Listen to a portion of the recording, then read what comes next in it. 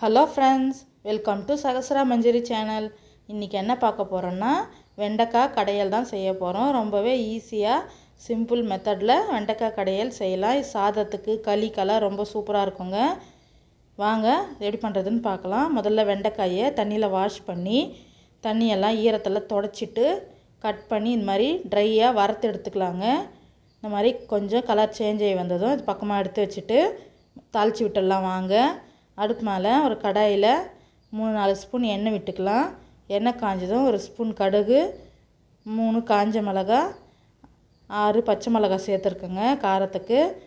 ஒரு 10 பல் பூண்டு, ஒரு பெரிய வெங்காயத்தை போட்டு நல்லா வதக்கி விட்டுக்கலாம். ஒரு கொத்து கருவேப்பிலை போட்டு நல்லா வதக்கி விட்டுக்கலாங்க. 4-5 தக்காளியை கட் பண்ணி சேர்த்துக்கலாம். தக்காளி நல்லா வதங்கி வரட்டும். கொஞ்சம் உப்பு போட்டு வதக்கி விட்டுக்கலாம். தக்காளி சீக்கிரம் வதங்கிடும். இந்த அளவுக்கு தக்காளி வதங்கந்தோம் நம்ம கட் பண்ணி வறுத்து வச்ச வெண்டைக்காயை சேர்த்துக்கலாங்க. இந்த மாதிரி வறுத்து போட்டால் வெண்டைக்காய் வளவலான்னு இருக்காமல் நல்லாயிருக்கும். அதனால் இந்த மாதிரி எண்ணெய் எதுவும் சேர்க்காமல் வறுத்து சேர்த்துக்கலாம்.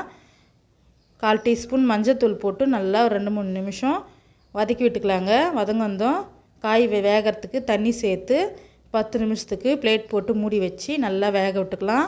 நம்ம ஊற்றின தண்ணியெல்லாம் சுண்டனதும் கொஞ்சமாக புளி சேர்த்துக்கலாங்க. ஒரு குட்டி நெல்லிக்காய் அளவுக்கு புளி சேர்த்து ஒரு 2-3 நிமிஷத்துக்கு மீடியம் ஃப்ளேமில் அப்படியே வேகட்டும்.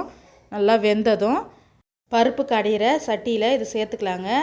சேர்த்துட்டு தண்ணியெல்லாம் ஃபில்டர் பண்ணிவிட்டு நல்லா கடைஞ்சி எடுத்துக்கலாம். நல்லா நைஸாக கடைஞ்சி எடுத்துக்கலாம். வெண்டைக்காய் கடையிறதுக்கு கொஞ்சம் கஷ்டமாக இருக்குங்க.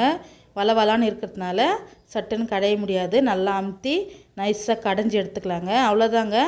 இதை தாளிக்கணும்னு அவசியம் இல்லை. நம்ம முதல்ல தாளித்ததுனால இது தாளிக்கணும்னு அவசியம் இல்லை. அப்படியே சாப்பிட்லாம். சுட சுட சாதத்துக்கு இல்லை சுட சுட ராகி களிக்கெல்லாம் ரொம்பவே டேஸ்ட்டு சூப்பராக இருக்குங்க. இந்த வீடியோ பார்த்து நீங்களும் ஒரு தடவை ட்ரை பண்ணி பாருங்கள்.